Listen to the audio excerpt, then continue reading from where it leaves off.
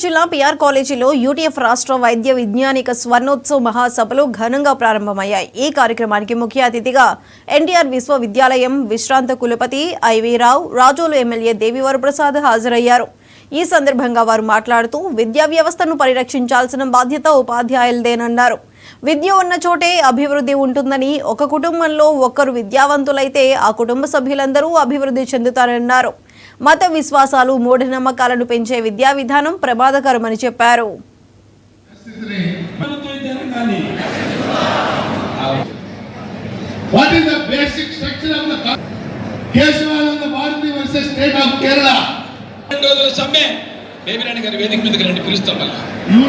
చరిత్రలో ఒక చారిత్రాత్మక ఘట్టం, ఒక మహాప్రస్థానం,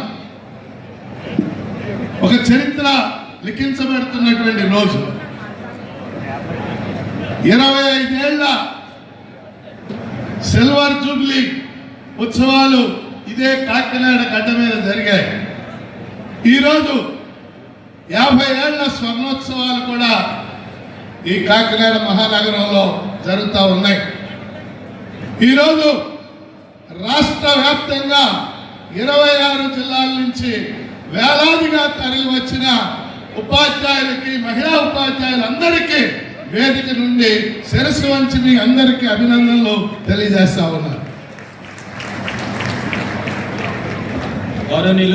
నాయకులు శ్రీ భారతి గారు ఉన్నారు, మన ఎమ్మెల్సీ లై వెంకటేశ్వరరావు, అలాగే ఇటీవల ఈ 2 జిల్లాల ఉపాధ్యాయులు ఘన విజయాన్ని సాధించి పెట్టిన గోపిమూర్తి మన వేదిక మీద ఉన్నాడు. ఆయనకు మనం ప్రత్యేకంగా అభినందనలు తెలియచేద్దాం. 4-5 అంశాలు మీ దృష్టికి తెస్తారు. 1974 ఆగస్టు 10న యూటీఎఫ్ స్థాపించే నాటికి ఈ దేశంలో విద్యారంగ పరిస్థితి ఒకలాగా ఉంది. ఆ రోజు ప్రభుత్వ విద్యారంగమే మొత్తం కొనసాగింది. 2000 సంవత్సరంలో సిల్వర్ జూబ్లీ ఫంక్షన్ జరిగే నాటికి కొంత ప్రైవేటీకరణ జరిగింది. యూటీఎఫ్ చరిత్రలో ఒక